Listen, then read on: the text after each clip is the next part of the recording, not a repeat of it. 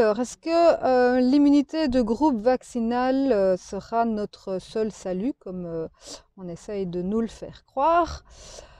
Eh bien, si l'immunité de groupe naturel est considérée comme non éthique, je pense qu'on peut dire que l'immunité de groupe vaccinal peut être considérée comme une chimère. On a un bel exemple avec les maladies infantiles euh, virales, pour lesquelles la pression vaccinale a atteint un niveau assez important depuis les années 80. C'est depuis les années 80 qu'on pousse à vacciner les enfants et la couverture vaccinale n'a jamais été aussi intense que depuis les années 80. Et pourtant, on continue à avoir régulièrement des épidémies de rougeole ou d'oreillons, mais pas dans la population habituelle dans laquelle on retrouve ce genre de maladie, mais plutôt dans une population de jeunes adultes. En général, c'est sur les campus universitaires que tout d'un coup, on vous annonce qu'il y a une épidémie de rayons ou de rougeole. Donc, ça veut dire qu'on a juste déplacé l'âge de la maladie. Pourquoi? Parce que lorsque vous laissez les enfants faire ces maladies infantiles, ils acquièrent une immunité qui est acquise de façon pérenne. Une fois que vous avez les anticorps, vous les gardez et vous êtes protégé ad vitam aeternam. Par contre, avec la vaccination, les anticorps que vous faites ne durent pas dans le temps.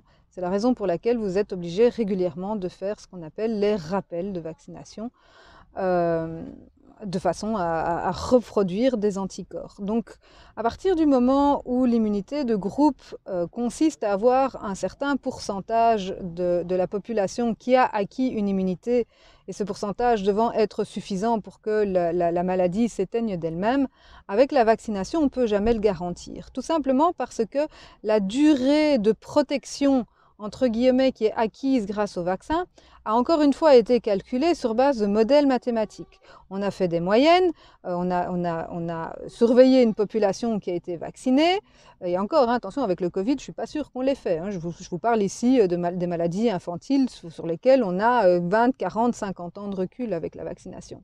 Donc on a surveillé les populations qui ont été vaccinées, on a regardé pendant combien de temps la majorité des gens avaient des anticorps, on a fait une moyenne et on a extrapolé ça à tout le reste de la population. Oui, mais ça ne tient de nouveau pas compte de la biologie qui est unique à chaque individu et qui fait que peut-être qu'en moyenne, la majorité des gens vont avoir une protection vaccinale acquise pour 10 ans, mais certains d'entre eux ne l'auront acquise que pour 6 ans, 5 ans, 8 ans, 6 ans, allez savoir, personne ne peut deviner à l'avance. Or, ça veut dire qu'à un moment donné, on va arriver à être en dessous de ce fameux taux de protection qui permet à l'épidémie de s'éteindre d'elle-même. Donc c'est pour ça que je dis que la couverture vaccinale, surtout pour le Covid, puisque de toute façon on n'a aucune idée, à partir du moment où on change de R0 tous les 6 mois, on n'a aucune idée de la couverture qui sera nécessaire pour arriver à cette protection de groupe. Et de toute façon, à partir du moment où on n'a pas non plus l'idée de combien de temps les anticorps vont pouvoir rester dans la population, on n'a pas la moindre idée de combien de personnes il va falloir vacciner. Et toute cette théorie n'est valable qu'avec des maladies qui sont immunisantes. Or, il semblerait quand même de plus en plus que le coronavirus Covid-19 SARS-CoV-2 se comporte exactement comme tous les autres coronavirus de sa famille, à savoir qu'il est saisonnier et que donc, à partir du moment où il est saisonnier, c'est une lutte qui est complètement illusoire.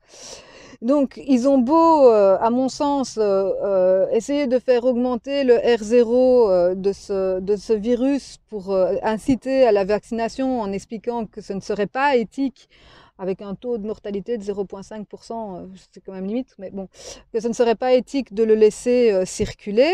La vaccination ne me semble pas être, et encore, en faisant totalement abstraction des autres raisons pour lesquelles la vaccination ne serait pas éthique, à savoir que les vaccins ont été produits à la va-vite, que les essais cliniques sur les êtres humains ont pu être développés avant les résultats sur animaux, qu'on utilise des technologies nouvelles sans le moindre recul et sans qu'il y ait jamais eu les moindres tests auparavant.